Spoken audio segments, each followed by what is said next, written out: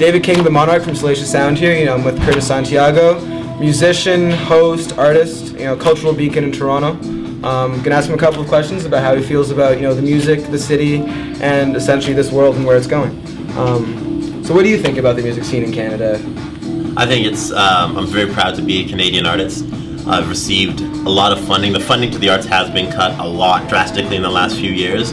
But for my kickstart, I've received grants to record and grants to make visual art, and so it's been the reason why I'm able to do what I do. It has been boosted from being a Canadian. And how do you feel that Canada's obviously a great place to be an artist, but how do you feel scenes differ across the country in different cities? And you've been in Edmonton, Vancouver, and Toronto. Yeah, and I've even been in Montreal for a bit.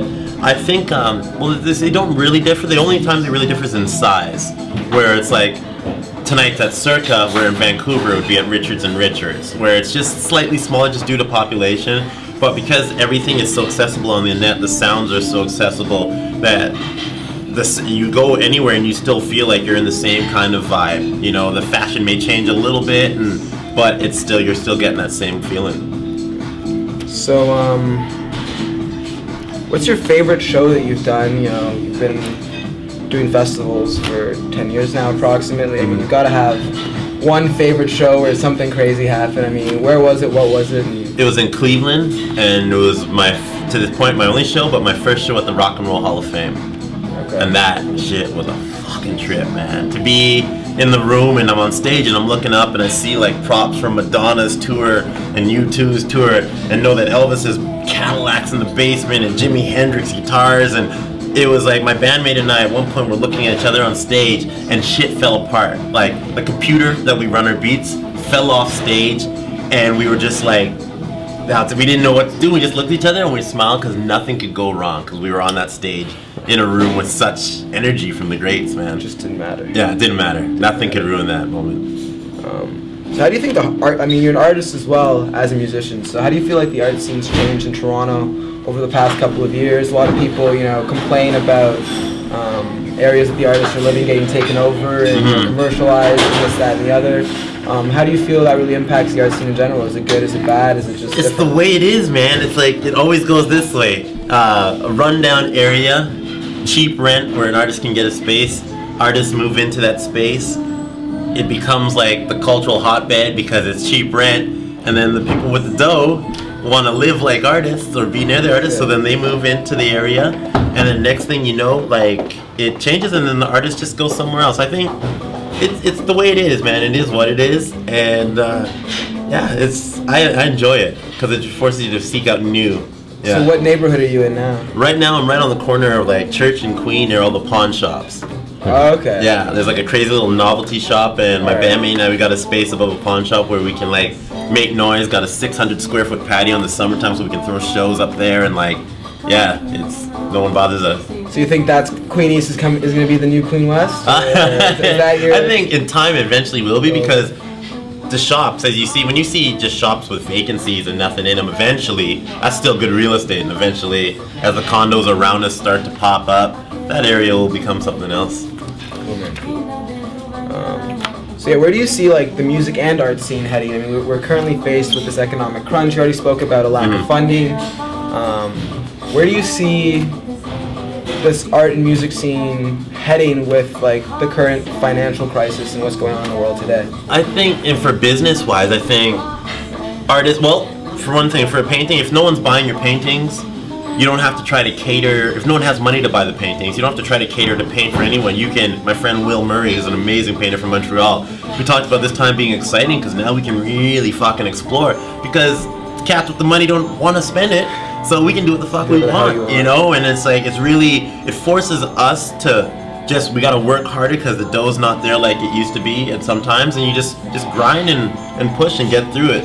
Artists always have to climb through the tough times, the depression, the wars. It's like, yeah, it breeds new styles, I think. There's people who are always going to have money, and it forces the artist to just to cut the wheat from the chaff, as they say, and it's just like, if you're doing good shit, you're making good music, labels are still, like for music for example, record labels are still going to exist. They still want to make money, so they have to find the really good stuff that they know is going to work.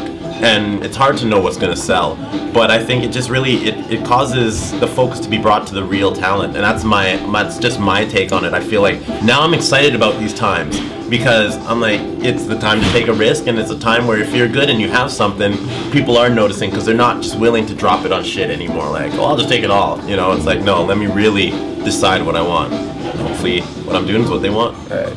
I got a question that kind of came off the top of my head. Hit me. What do you think about the fact that the art scene is supported by a class of people who will vote a certain way? Like, those are the same people giving you money and you're putting money into these grants, and they will vote a certain way. Stereotypically, they'll vote conservative. Okay. And stereotypically, an artist is liberal. Yeah. How do you feel that interacts? Like, how does that work? It's about the cash money. It's about investment, and it's at that point, art doesn't take, unless it's a political piece, the art is a commodity, and if someone though views it as an investment, then that's what it is. It's purely at that point it is an investment. And unfortunately for me, a lot of the times the people who buy my art tend to be liberal minded. I have friends whose parents have been artists who are successful now, who I think they're, because I'm not a portrait artist, I'm a fringe artist, where my style is always going to be a little bit out there and going to be a little wild. And I think that's that's perfect. It's the people who are going to buy my art are going to take a chance anyways. Well, a lot of people, you know, I really think the record label thing is done. I think that with the internet, what it's really done is it's taken music to the artist. I think more so than a label, is an artist, if you have to recognize what you're good at, and you need professionals, not necessarily a label.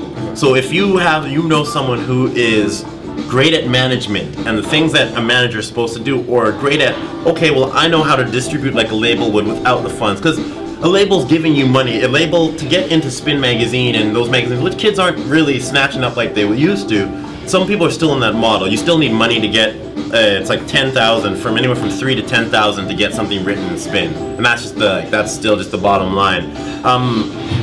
I think it's so possible. Success is redefined. What is success to you is what an artist should determine. For me, Arcade Fire, to me, they've sold enough records to sustain a living. And it's not like back in the day where R. Kelly was going diamond and Mariah Carey selling, you know, like all kinds of crazy numbers. Yeah, a label, I don't know, it's about knowing what your needs are. And if you're good at handling it all yourself and you have a team, then maybe you don't need a label. And say you want to take it to that next level. If you want to take it to the level of Justin Timberlake and those cats, you do need a label, because it's like, I'm sorry to say, it's like the mafia in some sense. To get through certain doors, money has to be exchanged through certain hands. Certain people gotta get paid for you to even be considered for a Grammy.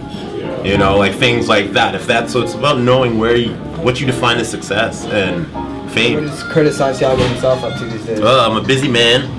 In the next week, with Mick Boogie, he's agreed to host a mixtape that I'm putting out with my bandmate Mikey. It's called Have Mercy. Like I take on Uncle Jesse from Full House, his catchphrase. Right. And it's our favorite songs from last year, be it Tegan and Sarah, Chad Van Galen, Kanye West, T.I., and us flipping them. Like, we did like Bad News in the style of like Tom Waits with harmonica, acoustic guitar.